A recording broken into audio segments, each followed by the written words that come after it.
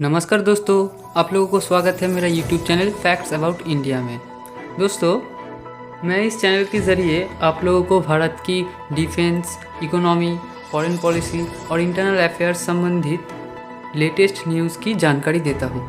तो दोस्तों, जो खबर आज निकल कर आ रही है वो भारत की इकोनॉमी से रिलेटेड है। तो आज जो खबर निकल कर आ रही है वो भारत के लिए थोड़ा बुरी न्यूज़ भी है। तो देख लेते हैं क्या खबर निकल कर आ रही है। दोस्तों, भारत की फॉरेक्स रिजर्व यानी विदेशी मुद्रा भंडार में 2 सालों में से सबसे बड़ी गिरावट देखने को मिली है। भारत की foreign exchange reserve 9.6 billion dollar गिर चुका है। भारत की फॉरेक्स रिजर्व करीब 631 बिलियन डॉलर से गिरकर वर्तमान में 622.27 बिलियन डॉलर हो गया है। दोस्तों, आप लोगों में से जिसे ये नहीं पता कि विदेशी मुद्रा भंडार जिस फॉरेन एक्सचेंज रिजर्व भी कहा जाता है वो क्या है, उन्हें बता दूं कि ये भारत का जमा किया हुआ खजाना है जो रिजर्व बैंक ऑफ इंडिया अपनी निगरानी पर रखता है। इसी से ही भारत बाहर के देशों से चीज़ें इंपोर्ट करता है। दोस्तों, जब आप देश से बाहर विदेशों में जाते हैं तब विदेशी मुद्रा भंडार से ही आप लोगों को डॉलर लेने होते हैं, यानी ये भारत की एक तिजोरी की तरह है।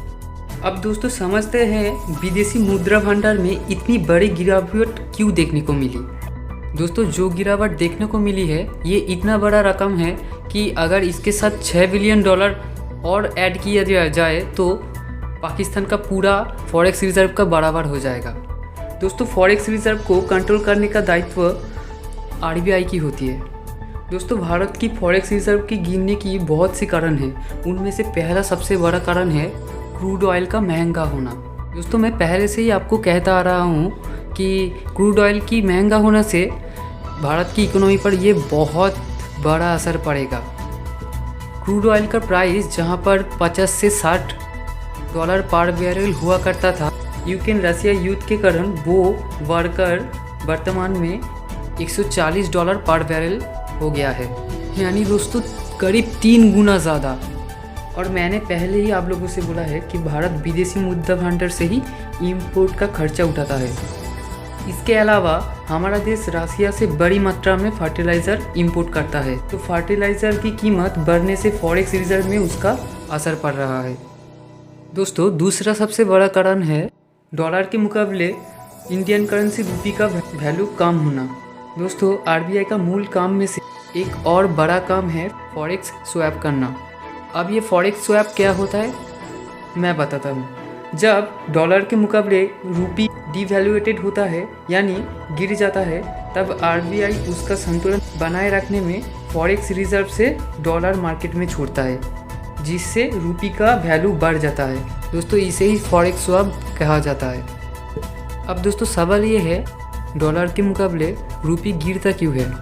तो आसान शब्द में उत्तर यह है कि डिमांड कम होता है। जब किसी चीज़ का डिमांड कम होता है तब उसका प्राइस क्या होता है, घट जाता है। वैसे ही इंडियन रूपी के जब डिमांड कम होने लगता है तब उसका प्राइस भी डॉलर के मुकाबले गिरने लगता है। दोस्तों, 8 मार्च को डॉलर के मुकाबले रूपी बहुत गिर गया था। $1 की वैल्यू 77 रुपये के बराबर हो गया था, जिससे आरबीआई को फॉरेक्स स्वैप करना पड़ा और फॉरेक्स रिजर्व कम हो गया। तो इससे पहले मार्च 2020 को फॉरेक्स रिजर्व में इतनी बड़ी गिरावट देखने को मिली थी। उस समय फॉरेक्स रिजर्व करीब 12 बिलियन डॉलर तक गिर गया था और उसका कारण था कोविड पैंडेमिक।